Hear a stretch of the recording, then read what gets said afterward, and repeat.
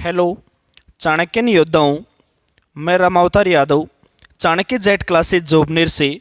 मैं आपके लिए लेकर आ रहा हूँ हॉर्टिकल्चर का एक महत्वपूर्ण topic, classification of horticulture crops. Classification of horticulture crops start करने से पहले अपन पढ़ते हैं हॉर्टिकल्चर क्या होती है, हॉर्टिकल्चर की ब्रांचेस कौन कौन सी हैं।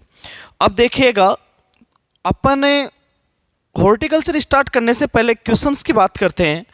देखिएगा, जेट के एग्ज़ाम में एग्रीकल्चर के क्वेश्चन आने हैं 40। उन 40 में से लगभग 15 क्वेश्चन एग्रोनॉमी में से आने हैं, 13 से 15 क्वेश्चन हॉर्टिकल्चर में से आने हैं और लगभग 10 से 12 क्वेश्चन एनिमल हस्बेंड्री में से आने हैं। अपन हॉर्टिकल्चर पढ़ रहे हैं, हॉर्टिकल्चर के क्वेश्चन आने हैं आपके लगभग 13 से 15 क्वेश्चन एवरेज आते हैं एग्जाम में। अब वो 15 क्वेश्चन कहाँ से आते हैं? सबसे इंपॉर्टेंट तो जैसे देखो, कोई भी सब्जेक्ट है, किसी भी सब्जेक्ट का कोई भी टॉपिक स्टार्ट करने से पहले अपने को ये पता होना चाहिए कि कौन सा क्वेश्चन किस टॉपिक में से आ रहा है। सबसे इंपॉर्टेंट मैटर ये नहीं करता कि अपन क्या पढ़ रहे हैं क्या नहीं पढ़ रहे। पढ़ने के लिए बहुत सारा मैटर अपने पास में, लेकिन सबसे इंपॉर्टेंट ये है कि एग्जाम के लिए इंपॉर्टेंट कौन सा है, क्वेश्चन कहाँ से आता है, सबसे मस्ट ये है। तो हॉर्टिकल्चर में से 15 क्वेश्चन आने हैं, तो सबसे पहले पता अपने को ये होना चाहिए, अपने माइंड में एक पिक्चर सेट होनी चाहिए कि जो 15 क्वेश्चन आ रहे हैं हॉर्टिकल्चर के, वो कहाँ से आ रहे हैं, सबसे इंपॉर्टेंट। तो जैसे एक क्वेश्चन हॉर्टिकल्चर का जो क्लासिफिकेशन है उसमें से आता है कि जैसे पोमोलॉजी में किसकी स्टडी की जाती है, ओलेरिकल्चर में किसकी की जाती है, फ्लोरिकल्चर में किसकी की जाती है, पोमोलॉजी किस भाषा का शब्द है, ओलेरिकल्चर किस भाषा का शब्द है, इस प्रकार का एक क्वेश्चन आता है। एक क्वेश्चन हॉर्टिकल्चर के इंस्टीट्यूट में से आते हैं, कोई भी एक महत्वपूर्ण जो संस्थान है उनमें से एक क्वेश्चन पूछ लिया जाता है। जैसे पूछ लिया गया, कोई भी मान लो जैसे काजरी कहाँ पे स्थित है, जोधपुर में, तो एक क्वेश्चन इंस्टीट्यूट का हो गया, एक क्वेश्चन क्लासिफिकेशन का हो गया, एक क्वेश्चन आता है लेआउट ऑफ और चार्ट में से, उद्यान का जो रेखांकन है, बाग लगाने की विधियां हैं, उनमें से 100% एग्जाम में एक क्वेश्चन आता है। इसी प्रकार जैसे अपने प्रोपोगेशन है, प्रोपोगेशन में से एक क्वेश्चन आता है। तो प्रोपोगेशन है, ये सब अपने क्लासिफिकेशन में पढ़ेंगे। अब देखिएगा, जो क्लासिफिकेशन बताऊंगा आपको मैं हॉर्टिकल्चर का, लगभग 4 से 5 पेज का होगा और उनमें से लगभग 6 से 8 क्वेश्चन आपके जेट के एग्जाम में आने हैं। अब क्लासिफिकेशन अगर आपको याद है तो ये मान के चलिएगा कि लगभग हॉर्टिकल्चर आपको याद है। यानी क्लासिफिकेशन याद होने का मतलब आपको 50 से 60% मैटर हॉर्टिकल्चर का याद है। और क्लासिफिकेशन पढ़ लिया और फिर बाद में अपन क्रॉप स्टार्ट करेंगे, जैसे मान लो अपन मैंगो स्टार्ट करेंगे, तो मैंगो का लगभग 50 से 60% मैटर ऑलरेडी आप पहले से पढ़ चुके होंगे, किसमें? क्लासिफिकेशन में। तो क्लासिफिकेशन अच्छे से पढ़ लेना, फिर आपको आगे प्रॉब्लम नहीं आएगी। तो क्लासिफिकेशन में लगभग 6 से 8 क्वेश्चन आने हैं। जैसे अपने हॉर्टिकल्चर में फ्रूट्स है, वेजिटेबल्स है, फ्लावर्स है और पोस्ट हार्वेस्ट टेक्नोलॉजी है। अब देखिएगा, जो क्रॉप्स हैं, क्रॉप्स में से जो क्वेश्चन बनते हैं, जैसे फ्रूट क्रॉप है मान लीजिएगा। अब फ्रूट क्रॉप में से क्वेश्चन कहाँ से बनेंगे? एक तो फ्रूट टाइप और एडिबल पोर्शन, दोनों में से एक क्वेश्चन आता है। प्रोपोगेशन, वैराइटीज, इंसेक्ट, डिजीजेस, इनमें से क्वेश्चन बनते हैं। क्लासिफिकेशन जो पढ़ेंगे उसमें एक प्रकार से आपको यह देखने को मिलेगा कि जो क्वेश्चंस आ रहे हैं एग्जाम में वो कहां से आ रहे हैं। आपको आइडिया हो जाएगा कि हॉर्टिकल्चर के इस टॉपिक में से इतने क्वेश्चन आते हैं, यहां से क्वेश्चन आते हैं। और जो क्लासिफिकेशन आप पढ़ोगे उसकी एक लाइन भी एक्स्ट्रा नहीं होगी, यानी कि हर लाइन इंपॉर्टेंट रहेगी। तो क्लासिफिकेशन याद कर लो मेनली, आपको यह भी पता चल जाएगा कि हॉर्टिकल्चर में क्वेश्चन कहाँ से आते हैं, कितने क्वेश्चन आते हैं। हॉर्टिकल्चर के जो क्लासिफिकेशन है उसमें से मैं लगभग 7 या 8 प्रकार से क्लासिफाइड करूंगा उसे। तो हर क्लासिफिकेशन इंपॉर्टेंट है, हर क्लासिफिकेशन में से एक क्वेश्चन आपके एग्जाम में आता है। तो वहाँ पे देखेंगे कौन से क्वेश्चन कहाँ से बनते हैं। तो सबसे पहले अपन बात करें हॉर्टिकल्चर की, तो ये तो सभी स्टूडेंट्स को पता है कि हॉर्टिकल्चर कौन सी भाषा का शब्द है, हॉर्टिकल्चर किसकी शाखा है, ये तो सबको पता होगा। एग्रीकल्चर है, एग्रीकल्चर की 3 ब्रांच है, एग्रोनॉमी, हॉर्टिकल्चर और एनिमल हस्बेंड्री। तो अपन जो सब एग्रीकल्चर का जो सब्जेक्ट स्टार्ट कर रहे हैं वो कर रहे हैं हॉर्टिकल्चर स्टार्ट करें। अब हॉर्टिकल्चर की बात करें तो हॉर्टिकल्चर में जैसे हॉर्टिकल्चर किसे कहते हैं, किस भाषा का शब्द है, इसकी कितनी शाखाएं हैं। तो सबसे पहले अपन हॉर्टिकल्चर के एंड में शब्द है कल्चर। कौन सा शब्द है? कल्चर। तो ये तो सबको पता है कि जिस भी शब्द के एंड में कल्चर शब्द होता है वो कौन सी भाषा का होता है, लैटिन भाषा का। और जिस शब्द के एंड में नोमी या लॉजी शब्द होता है वो कौन सी का होता है, ग्रीक भाषा का। जिस शब्द के एंड में कल्चर होता है वो तो होता है लैटिन भाषा का, और जिस शब्द के एंड में नोमी या लॉजी शब्द होता है वो होता है ग्रीक भाषा का। तो यहाँ पे अपन हॉर्टिकल्चर पढ़ रहे हैं। लास्ट टाइम जेट 2019 में एग्रीकल्चर का आया था कि एग्रीकल्चर कौन सी भाषा का शब्द है। एग्रीकल्चर में एंड में कल्चर था तो कौन सी भाषा का होगा, वो भी लैटिन भाषा का। यहाँ पे हॉर्टिकल्चर में भी एंड में कल्चर है तो कौन सी भाषा का है, ये लैटिन भाषा का है। अब हॉर्टिकल्चर जो ब्रांच है इसकी उत्पत्ति किन शब्दों से मिलकर हुई है इसकी बात करते हैं। तो हॉर्टिकल्चर की उत्पत्ति दो शब्दों से मिलकर हुई है, Hortus plus culture. Hortus plus culture से। हॉर्टस मीन्स होता है गार्डन, बाग या बगीचा, और कल्चर या इसे कहते हैं कोलेर। कल्चर मीन्स होता है वही टू कल्टीवेशन, खेती करना। जो हॉर्टिकल्चर है लैटिन भाषा का शब्द है, इसकी उत्पत्ति दो शब्दों से मिलकर हुई, Hortus plus culture. Hortus means होता है गार्डन, गार्डन कहते हैं बाग या बगीचे को, और कल्चर मीन्स टू कल्टीवेशन, खेती करना। डेफिनेशन क्या होगी, किसकी ब्रांच है हॉर्टिकल्चर, एग्रीकल्चर की। तो कृषि विज्ञान की वह शाखा जिसके अंतर्गत फल, सब्जियां, फूल एवं अलंकृत बागवानी का अध्ययन एक वैज्ञानिक तरीके से किया जाता है, हॉर्टिकल्चर या उद्यान विज्ञान कहलाती है। अब हॉर्टिकल्चर की मुख्य रूप से 4 शाखाएं हैं। ब्रांचेज ऑफ हॉर्टिकल्चर की बात करें उद्यान विज्ञान की शाखाओं की, तो उद्यान विज्ञान की मुख्य रूप से 4 शाखाएं हैं। उनमें फर्स्ट है पोमोलॉजी, सेकंड है ओलेरिकल्चर, थर्ड है फ्लोरिकल्चर और फोर्थ है पीएचटी। अब लास्ट टाइम जो जेट 2019 में क्वेश्चन आया था हॉर्टिकल्चर के क्लासिफिकेशन में, वो आया था पोमोलॉजी में से। और क्वेश्चन क्या आया था एग्जाम में कि पोमोलॉजी में किसका अध्ययन किया जाता है। ऑप्शन में थे फल, दूसरा था सब्जियां, तीसरा था फूल और चौथा था उपरोक्त सभी। इसमें याद रखिएगा हिंदी में पोमोलॉजी को कहते हैं अपन फल विज्ञान। हिंदी में पोमोलॉजी क्या कहते हैं, फल विज्ञान। ओलेरिकल्चर कहते हैं सब्जी विज्ञान, फ्लोरिकल्चर कहते हैं फूल विज्ञान। अब हिंदी में पोमोलॉजी को फल विज्ञान कहते हैं। कभी एग्जामिनर ये तो देगा नहीं कि फल विज्ञान में किसका अध्ययन किया जाता है। अरे भाई क्वेश्चन में ही आंसर छुपा हुआ है, फल विज्ञान में किसका अध्ययन किया जाएगा, फलों का ही किया जाए, कोई सब्जियों का तो करने से रहे।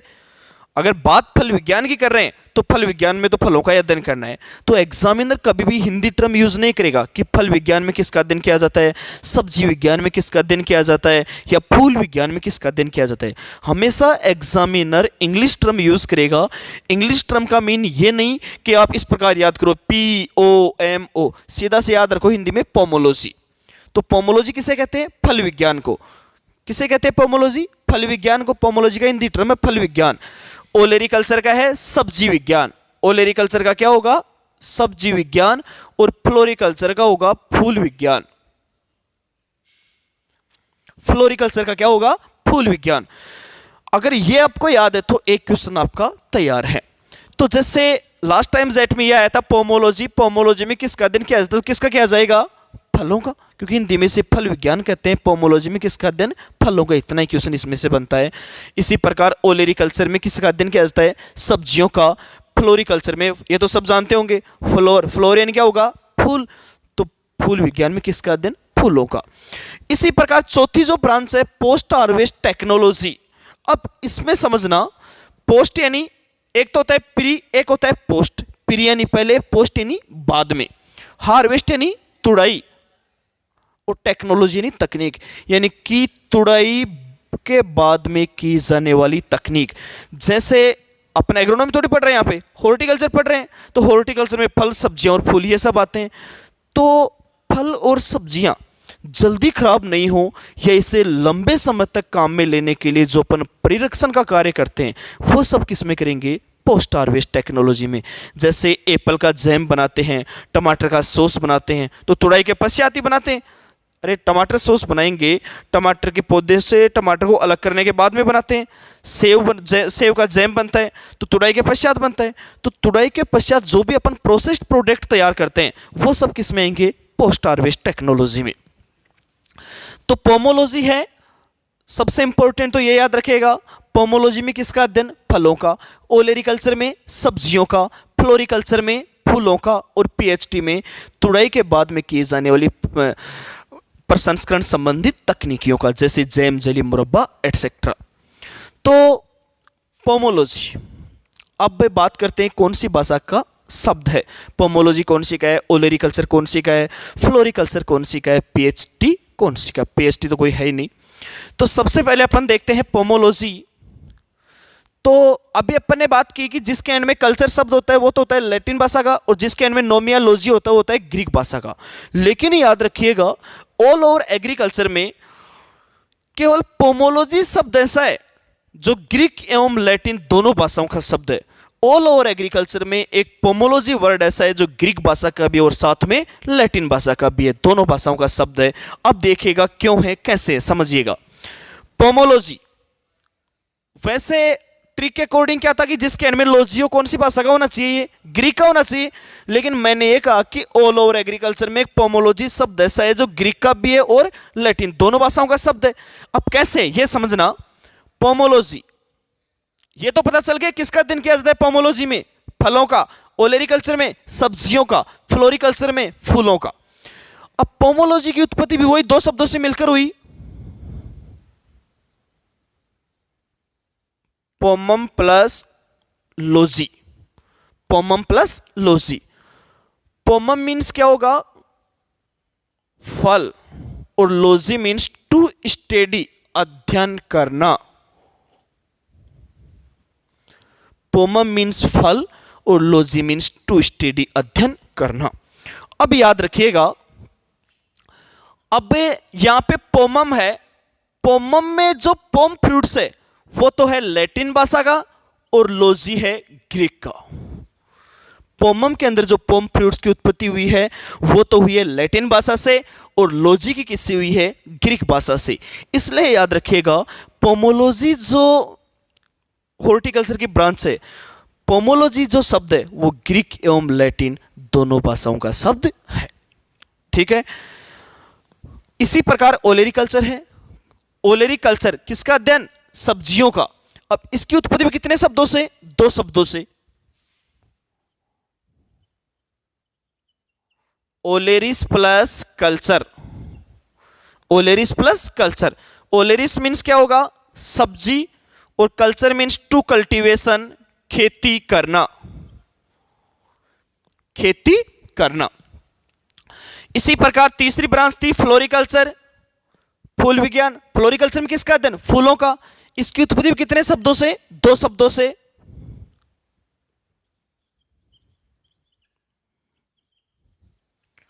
Flower plus culture. Flower means क्या होगा? फूल, और कल्चर मीन्स वही टू कल्टीवेशन, खेती करना। ये तो अपन ने बात की कौन सी भाषा का शब्द है, किन शब्दों से उत्पत्ति हुई है। सबसे पहले देखिएगा एग्रीकल्चर जो है, एग्रीकल्चर की तीन मुख्य शाखाएं हैं। उनमें फर्स्ट है एग्रोनॉमी, दूसरी है हॉर्टिकल्चर, और तीसरी है एनिमल हस्बेंड्री। अपन जो स्टार्ट कर रहे हैं वो कर रहे हैं हॉर्टिकल्चर। हॉर्टिकल्चर किसे कहते हैं, कौन सी भाषा का शब्द है, किन शब्दों से इसकी उत्पत्ति हुई, ये बात की अपन ने। हॉर्टिकल्चर की मुख्य रूप से कितनी शाखाएं हैं? 4 शाखाएं हैं। इनमें सबसे इंपॉर्टेंट याद रखिएगा, जो 4 शाखाएं हैं कौन सी शाखा में किसका अध्ययन किया जाता है, कौन सी भाषा का शब्द है। इसके अलावा इस क्लासिफिकेशन में कोई क्वेश्चन नहीं आना है। तो जैसे हॉर्टिकल्चर की 4 शाखाएं हुई, उसमें फर्स्ट थी पोमोलॉजी। तो पोमोलॉजी को हिंदी में क्या कहते हैं? फल विज्ञान। किसका अध्ययन किया जाता है पोमोलॉजी में? फलों का। दूसरी थी ओलेरिकल्चर। ओलेरिकल्चर में किसका अध्ययन किया जाता है? सब्जियों का। तीसरी थी फ्लोरिकल्चर। फ्लोरिकल्चर में किसका किया जाता है? फूलों का। और चौथी थी पीएचटी, पोस्ट हार्वेस्ट टेक्नोलॉजी। इसमें किसका किया जाता है कि तुड़ाई के पश्चात किए जाने वाले प्रसंस्करण संबंधित अध्ययन, जैसे जैम बनाते हैं, जेली बनाते हैं, मुरब्बा बनाते हैं, टमाटर सॉस बनाते हैं, यानी कि हार्वेस्टिंग करने के बाद में जो भी अपन प्रोसेस्ड प्रोडक्ट तैयार करते हैं वो सब किस में आते हैं? पोस्ट हार्वेस्ट टेक्नोलॉजी में आते हैं। अब देखिएगा, एक तो अपन ने किसका अध्ययन किया जाता है, कौन सी भाषा का शब्द है, हॉर्टिकल्चर लैटिन भाषा क्योंकि एंड में कल्चर शब्द है। 4 ब्रांच थी, पोमोलॉजी, मैंने कहा ऑल ओवर एग्रीकल्चर में एक पोमोलॉजी ऐसा शब्द है जो ग्रीक एवं लैटिन दोनों भाषाओं का शब्द है, क्यों है क्या है इसलिए समझा दिया। दूसरी थी ओलेरिकल्चर, ओलेरिकल्चर कौन सी का है, लैटिन का क्योंकि एंड में कौन सा शब्द है, कल्चर। तीसरा था फ्लोरिकल्चर, कौन सी भाषा का, लैटिन का क्योंकि एंड में कल्चर शब्द है। तो ये तो अपन ने देखा हॉर्टिकल्चर का जो बेसिक है कि हॉर्टिकल्चर कहते किसे हैं, किसकी इसकी कितनी ब्रांचेज हैं। अब अपन बात करते हैं उद्यानिकी जो फसलें हैं, हॉर्टिकल्चर क्रॉप्स हैं। अब हॉर्टिकल्चर क्रॉप्स में फ्रूट्स भी आ रहे हैं, वेजिटेबल्स भी आ रहे हैं, फ्लावर्स भी आ रहे हैं, कंप्लीट आ रहे हैं। जितने भी हॉर्टिकल्चर क्रॉप्स हैं उन सब का क्लासिफिकेशन देखते हैं, और ये क्लासिफिकेशन जो है हॉर्टिकल्चर का सबसे महत्वपूर्ण पार्ट है। इसमें से लगभग एग्जाम में 6 से 8 क्वेश्चंस आपके जेट में आने हैं, इसलिए याद रखिएगा क्लासिफिकेशन ध्यान से पढ़ लेना। अगर आपको हॉर्टिकल्चर का क्लासिफिकेशन याद है, ट्रिक वाइज बताएंगे कंप्लीट, अगर क्लासिफिकेशन याद है तो हॉर्टिकल्चर में कोई प्रॉब्लम नहीं आएगी। लगभग 50% आपको हॉर्टिकल्चर का मैटर क्लासिफिकेशन में याद हो जाएगा। फिर आप पर्टिकुलर क्रॉप पढ़ोगे तो आपको ज़्यादा प्रॉब्लम नहीं, क्योंकि इसमें आपको नई चीज़ देखने को मिलेगी पर्टिकुलर क्रॉप में, वो एक तो वैरायटीज, कीट और रोग। उसके अलावा कंप्लीट मैटर आप ऑलरेडी पहले किस में पढ़ चुके होंगे, क्लासिफिकेशन में। तो अब अपन स्टार्ट करते हैं।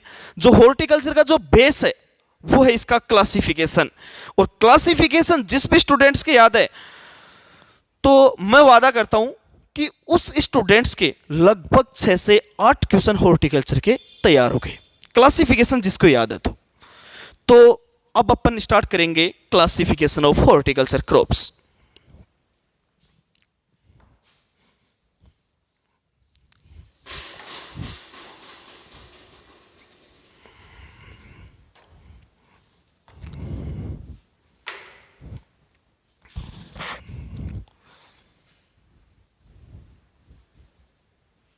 थोड़ा बंद करो थोड़ा।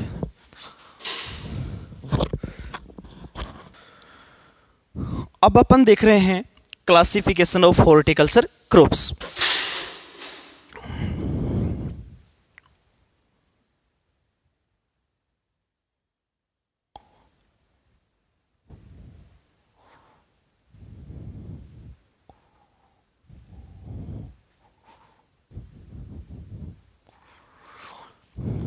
अब अपन बात करते हैं क्लासिफिकेशन ऑफ हॉर्टिकल्चर क्रॉप्स की।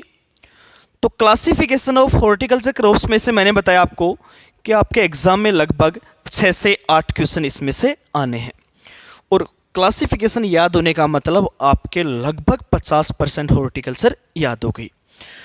तो देखिएगा क्लासिफिकेशन की हर एक लाइन इंपॉर्टेंट होगी, एक लाइन भी एक्स्ट्रा नहीं पढ़ेंगे अपन इसमें। तो सबसे पहले जो क्लासिफिकेशन देखते हैं वो देखते हैं बोटेनिकल क्लासिफिकेशन।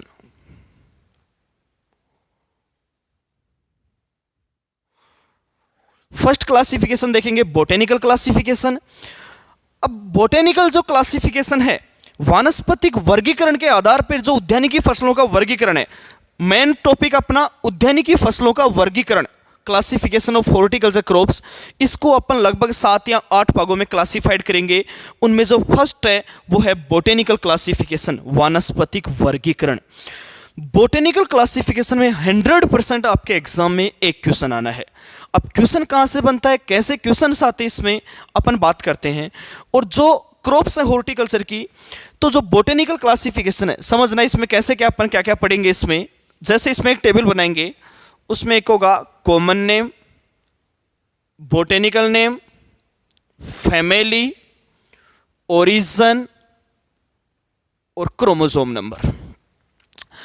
इस प्रकार से जैसे एग्जाम्पल के तौर पे जैसे मैंने लिया यहां पे आम, मैंगो, फ्रूट कौन सा लिया, आम, आम सामान्य नाम हो गया।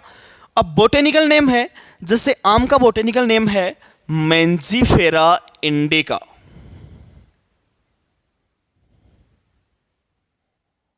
Mangifera indica. फैमिली, तो जैसे फैमिली हो गई एनाकार्डियेसी।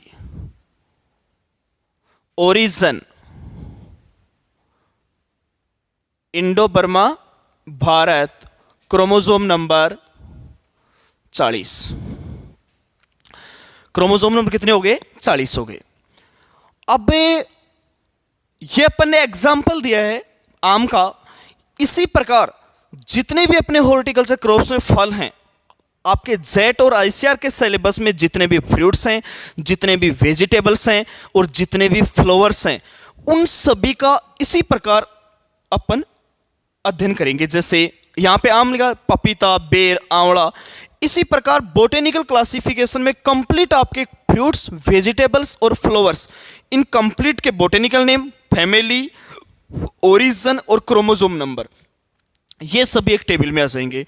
तो इसमें से एक क्वेश्चन आना है। एक तो आपको कंप्लीट मैटर एक जगह मिल रहा है कि जैसे आम का बोटेनिकल नेम है, फैमिली है, ओरिजिन है, क्रोमोसोम नंबर है। इसी प्रकार जितने भी अपने हॉर्टिकल्चर क्रॉप्स हैं, जितने भी फ्रूट्स हैं, जितने भी वेजिटेबल्स हैं, जितने भी फ्लावर्स हैं, उन सभी का एक जगह मैटर मिल जाएगा आपको। दूसरी चीज, इसमें से जो क्वेश्चन बनता है 99% इसमें से क्वेश्चन आता है या तो फैमिली में से, और फैमिली में से क्वेश्चन नहीं आया तो वो आता है ओरिजिन में से। लेकिन 100% एक क्वेश्चन आना है। दो भी आ सकते हैं, मैं ये नहीं कह रहा कि दो नहीं आएंगे, दो क्वेश्चन भी आ सकते हैं, लेकिन 100% एक क्वेश्चन तो आना ही है। और उनके 99% चांसेस रहते हैं फैमिली में से, और फैमिली में से क्वेश्चन नहीं आता है तो वो आता है ओरिजिन में से। पढ़ना कंप्लीट अपने को, बोटेनिकल नेम भी देखना है, फैमिली भी देखनी है, ओरिजिन भी देखना है और क्रोमोसोम नंबर भी देखनी है। तो जो फर्स्ट क्लासिफिकेशन है, वानस्पतिक वर्गीकरण जो है, इसमें प्रत्येक क्रॉप के कितने क्वेश्चन बन रहे हैं? 4। जैसे पपीता है एग्जाम्पल, जैसे दूसरा एग्जाम्पल लिया मैंने पपीता, तो जैसे यहां पे ले लिया पपीता, 4 क्वेश्चन बन रहे हैं। जैसे पहला क्वेश्चन बन गया, पपीता का वानस्पतिक नाम केरी का पपाया।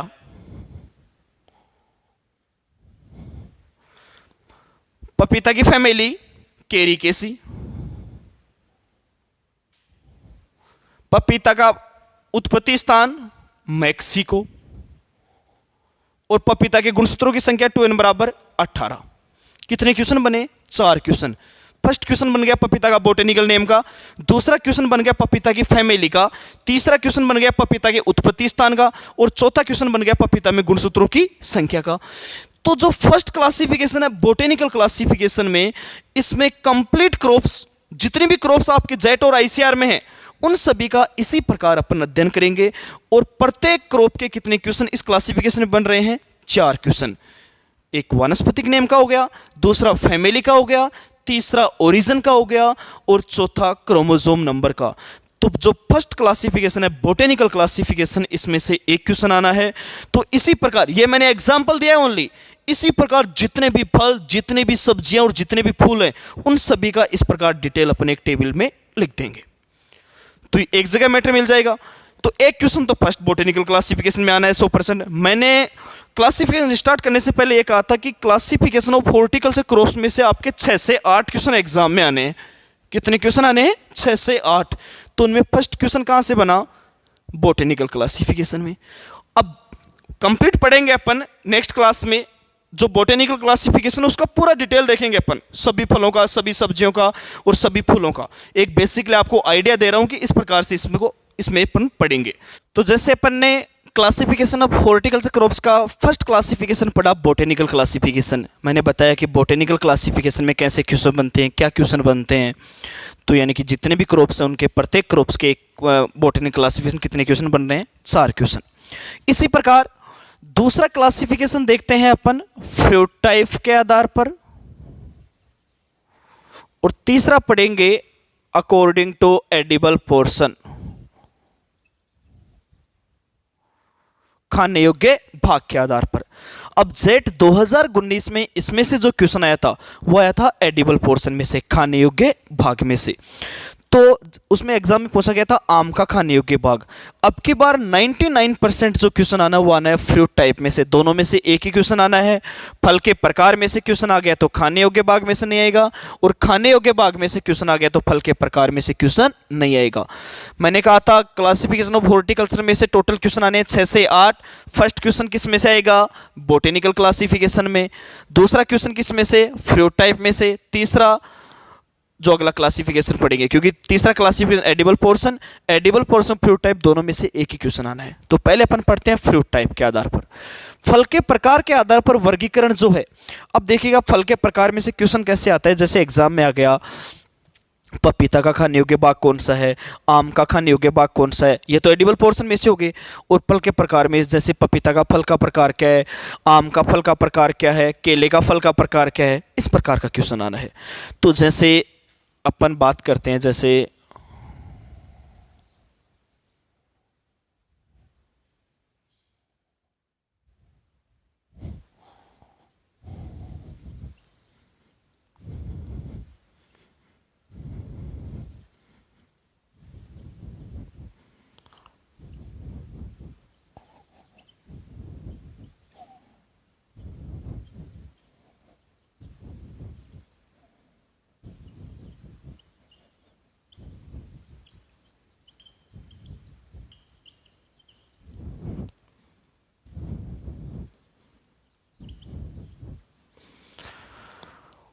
अब देखिएगा, जैसे फल का प्रकार पढ़ रहे हैं तो यहां पे लिखा हुआ है ड्रूप, या इसका दूसरा नाम है अस्टिल, ड्रूप या अस्टिल। अब मैं आपको कुछ ट्रिक्स बता रहा हूं, उन ट्रिक्स की बात करें 100% वो सत्य नहीं है, लेकिन 99% वो ट्रिक्स सत्य हैं, इन पर लागू होंगी। 1% उनमें कुछ अपवाद भी हैं, तो उन 1% को माइंड में कभी मत लेना, उस 99% को ध्यान रखना। तो जैसे मैंने कहा कि जिन फलों में केवल एक सीड होता है या एक गुट्टी होती है, जिन फलों में एक सीड होता है या एक गुट्टी होती है, उनका फल का प्रकार होता है ड्रूप या अस्टिल। क्या होता है? ड्रूप या अस्टिल। ये कोई एग्जाम में कभी ये नहीं पूछा जाएगा कि जिन फलों में एक गुट्टी होती है एक बीज होता है, उनका फल का प्रकार कौन सा होता है, एग्जाम में नहीं आना। ये तो आपको बेसिकली याद रखनी है। कई मान लो एग्जाम में पूछ ले कि आम का फल का प्रकार कौन सा है, पढ़ा आपने बहुत अच्छे से कि ड्रूप या अस्टिल है, लेकिन वहां पे कंफ्यूज हो गई कि यार पढ़ा तो था, अब उसका ड्रूप है, अस्टिल है, सरस है या कैप्सूल है, कंफ्यूज हो गए वहां पे। उस समय जो मैं ट्रिक्स बता रहा हूं वो माइंड में देखना कि सर ने एक ट्रिक्स बताई थी कि जिन फलों में एक सीड या एक गुट्टी होती है, उनका फल का प्रकार ड्रूप या अस्टिल होता है। तो आप बताओ, आम में कोई लाख गुट्टी होती है, एक ही गुट्टी होती है? आम में एक ही गुट्टी होती है, एक ही सीड होता है। तो मैंने कहा जिन फलों में एक गुट्टी होती है, उनका फल का प्रकार कौन सा? ड्रूप या अस्टिल। तो आम में एक गुट्टी होती है, तो आम का कौन सा हुआ? ड्रूप या अस्टिल। इसी प्रकार बेर, देखा है बेर, खाया भी होगा। बेर में कितनी गुट्टी होती है? एक ही होती है, तो बेर का भी कौन सा हुआ? ड्रूप या अस्टिल। जामुन, जामुन में भी एक ही होती है। सबसे इंपॉर्टेंट तो आम और बेर, इन दो का याद रखना। तो आम, बेर, जामुन का फल का प्रकार कौन सा हुआ? ड्रूप या अस्टिल। याद रह जाएगा। अगर कंफ्यूज हो जाओ तो एक ही चीज माइंड में याद रखना कि जिन फलों में एक गुट्टी होती है, उनका फल का प्रकार होता है ड्रूप या अस्टिल। ठीक है। इसी प्रकार जिन फलों में छोटे छोटे बीज होते हैं, बीजों की संख्या अधिक होती है, उनका होता है सरस या बेरी। सरस का दूसरा नाम क्या है? बेरी। जिन फलों में एक सीड था, उनका तो कौन सा था? ड्रूप या अस्टिल। और जिन फलों में बीजों की संख्या अधिक होती है, बीज बहुत ही छोटे छोटे होते हैं, उनका फल का प्रकार कौन सा होता है? सरस या बेरी। पपीता का भी देखिए, क्या पपीता में एक ही बीज होता है क्या? नहीं, पपीता में तो छोटे छोटे पपीता को जैसे अपन काटेंगे बहुत सारे बीज निकलते हैं। तो अब पपीता है, पपीता में बहुत सारे बीज होते हैं। तो मैंने क्या कहा? जिन फलों में बीजों की संख्या अधिक होती है, बीज बहुत ही छोटे छोटे होते हैं, उनका फल का प्रकार कौन सा? सरस या बेरी। तो पपीता में बीजों की संख्या ज्यादा है, तो पपीता का फल का प्रकार कौन सा? सरस या बेरी। ये ओनली ट्रिक्स है, कभी एग्जाम में इस प्रकार नहीं पूछना। एग्जाम में तो यही पूछा जाए, सीधा सीधा क्वेश्चन आ गया, पपीता का फल का प्रकार क्या होता है? तो क्या होगा? सरस या बेरी। कंफ्यूज हो जाओ तो याद रखना कि सर ने बताया था कि जिनमें बीजों की संख्या अधिक होती है, बीज बहुत ही छोटे छोटे होते हैं, उनका कौन सा होगा? सरस या बेरी। इसी प्रकार अंगूर, अंगूर का भी कौन सा है? सरस या बेरी। इसी प्रकार जैसे अब नींबू वगैरह में बीज होते हैं, लेकिन नींबू का अलग है। मैंने कहा था 1% में अपवाद भी होंगे, वो आगे बताऊंगा पूरा डिटेल से मैं। पपीता का कौन सा हुआ? सरस या बेरी। अमरूद देखा है, अमरूद को जब खाते हैं तो उसमें छोटे छोटे बहुत सारे बीज होते हैं, तो अमरूद का भी कौन सा हुआ? सरस या बेरी। अब सबसे इंपॉर्टेंट है केला। केला का फल का प्रकार भी कौन सा होता है? सरसिया बेरी। केले में वैसे तो वेजिटेटिव पार्थेनोकार्प पाई जाती है, लेकिन उसमें भी माना जाता है कि केले में बहुत छोटे सीड होते हैं। तो केले का फल का प्रकार भी याद रखना कौन सा? सरसिया बेरी। तो केला, अंगूर, पपीता, अमरूद, इन सभी का फल का प्रकार कौन सा हुआ? सरसिया बेरी। अब एक जगह कंफ्यूजिंग होगी, खजूर है, डेट पाम। डेट पाम का जो फ्रूट टाइप है उसका एग्जैक्ट आंसर है सिंगल सीडेड बेरी, एक बीजीय बेरी। मैंने कहा जिन फलों में एक बीज होता है कौन सा? ड्रूपिया अस्टिल। तो अभी मैं सरस में क्यों बता रहा हूं फिर उसे? एक सीड वाला बताया था मैंने तो कि एक सीड होता है, वो सीधा बिना सोचे समझे ड्रूपिया अस्टिल कर देना। तो जैसे खजूर है, खजूर में तो एक ही बीज होता है, तो होना कौन सा चाहिए था? ड्रूप होना चाहिए था ट्रिक के अकॉर्डिंग तो, लेकिन हो कौन सा रहा है? सरसिया बेरी। लेकिन फिर भी एग्जैक्ट उसका आंसर तो सिंगल सीडेड बेरी है, एक बीजीय बेरी। एक बीज है तो एक बीजीय बेरी है, तब तो एक बीजीय बेरी करना है। लेकिन आपकी एनसीईआरटी की बुक्स में खजूर का फल का प्रकार भी कौन सा दे रखा है? ड्रूपिया अस्टिल। तो ट्रिक ये लागू हो रही है या नहीं हो रही? कौन सी? एक बीज वाली। एनसीईआरटी बुक के अकॉर्डिंग तो ये ट्रिक खजूर की इसमें लागू हो रही है कि जिन फलों में एक बीज, खजूर में एक ही बीज, तो कौन सा हुआ? ड्रूपिया अस्टिल। और आपको याद भी एनसीईआरटी के अकॉर्डिंग ही रखना है। तो खजूर, आम, बेर, जामुन का कौन सा हुआ? ड्रूपिया अस्टिल। क्योंकि जिनमें एक सीड होता है उनका ड्रूपिया अस्टिल होता है, और जिनमें बीजों की संख्या अधिक होती है, बीज बहुत ही छोटे छोटे होते हैं, उनका कौन सा हुआ? सरसिया बेरी। पपीता बहुत सारे बीज होते हैं, कौन सा हुआ? सरसिया बेरी।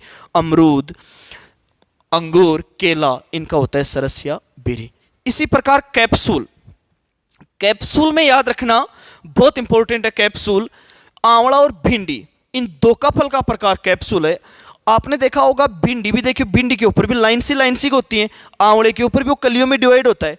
तो आंवला और भिंडी दोनों का फल का प्रकार कौन सा है? कैप्सूल। आंवला और भिंडी दोनों का फ्रूट टाइप कौन सा हुआ? कैप्सूल। कौन सा हुआ? कैप्सूल। आंवले का भी कौन सा हुआ? कैप्सूल। और भिंडी का भी कौन सा हुआ? कैप्सूल। इसी प्रकार हेस्पेरेडियम, फल का प्रकार कौन सा है? हेस्पेरेडियम। अब जितने भी नींबू वर्गीय फल हैं, सिट्रस स्पीसीज के जितने भी फ्रूट्स हैं, उन सभी का फ्रूट टाइप होगा हेस्पेरेडियम। कौन सा होगा? हेस्पेरेडियम। सिट्रस स्पीसीज के जितने भी फ्रूट्स हैं, नींबू वर्गीय जितने भी फल है, अब नींबू वर्गीय में चाहे नींबू हो, चाहे संतरा हो, चाहे माल्टा हो, इन सभी का फल का प्रकार क्या होगा? हेस्पेरेडियम। नींबू वर्गीय फल। बलुस्टा इंपॉर्टेंट है, याद रखिएगा। अनार जो है, अनार का फल का प्रकार कौन सा होता है? बलुस्टा। कौन सा होता है अनार का? बलुस्टा। ड्रूपिया अस्टिल पढ़ लिया अपन ने, सरसिया बेरी, कैप्सूल, हेस्पेरेडियम। नेक्स्ट है बलुस्टा, इंपॉर्टेंट है। अनार का फल का प्रकार कौन सा होता है? बलुस्टा। इसी प्रकार जैसे पेपो। अब जितने भी कुकुरबिटेसी क्रॉप्स हैं, कद्दू वर्गीय फसलें, इनमें भी सबसे इंपॉर्टेंट जैसे खीरा, ककड़ी और तरबूज। ये इसे दूसरी भाषा में याद रख सकते हो कि जिन सब्जियों में या जिन क्रॉप्स में पानी की मात्रा बहुत ही ज्यादा होती है, उनका होता है पेपो। या याद रखो आप तो सीधा सा कुकुरबिटेसी क्रॉप्स, कद्दू वर्गीय जो क्रॉप्स हैं, कुकुरबिटेसी में खरबूजा, तरबूज, ककड़ी सब आ रहे हैं, तो कुकुरबिटेसी क्रॉप का फ्रूट टाइप कौन सा होता है? पेपो। कद्दू वर्गीय जो क्रॉप्स हैं जैसे मेनली खीरा, तरबूज, खरबूजा, ककड़ी एटसेट्रा, इन सभी का क्या होता है? पेपो। तो सबसे पहले सबसे इंपॉर्टेंट देखा अपन ने कौन सा? ड्रूपिया अस्टिल, यानी कि जिनमें एक सीड होता है उनका फल का प्रकार कौन सा? ड्रूपिया अस्टिल, जैसे आम, बेर और जामुन। सरसिया बेरी, जिनमें बीजों की संख्या बहुत ही अधिक होती है। ये सब ट्रिक्स हैं, एग्जाम इसी प्रकार पूछ रहे कि पपीता का फल का प्रकार क्या होता है, तो आपको क्या आंसर क्या आना है? सरसिया बेरी। कंफ्यूज हो जाओ तो याद रखना कि सर ने बताया था कि जिनमें बीजों की संख्या अधिक होती है उनका कौन सा? सरसिया बेरी। इसी प्रकार आंवला और भिंडी कौन सा होता है? कैप्सूल। नींबू वर्गीय फलों का हेस्पेरेडियम। अब नींबू का पूछे तो भी हेस्पेरेडियम, संतरा का पूछे तो भी हेस्पेरेडियम, माल्टा का पूछे तो भी हेस्पेरेडियम। अनार का ब्लूस्टा, कद्दू वर्गीय क्रॉप्स का पेपो। इसी प्रकार जैसे सोरोसिस, एक होता है साइकोनस, एक होता है सोरोसिस। तो सोरोसिस जो फल का प्रकार वो किसका होता है, यानी कि इसकी ट्रिक याद रखना कि जिन फलों के ऊपर कांटे पाए जाते हैं उनका फल का प्रकार होता है सोरोसिस। अब कांटे किसके ऊपर पाए जाते हैं बताओ, देखिए आ रहा है माइंड में। अरे पाइनएप्पल का कभी जूस पिया है क्या? अनानास जो है, पाइनएप्पल जो है, उसके ऊपर कांटे से होते हैं। तो मैंने कहा कि जिन फलों के ऊपर कांटे होते हैं उनका फल का प्रकार कौन सा, सोरोसिस। तो जैसे पाइनएप्पल और एक कटहल, कटहल की सब्जी बनती है, कटहल के ऊपर भी कांटे होते हैं। तो पाइनएप्पल और कटहल का फल का प्रकार कौन सा हुआ, सोरोसिस।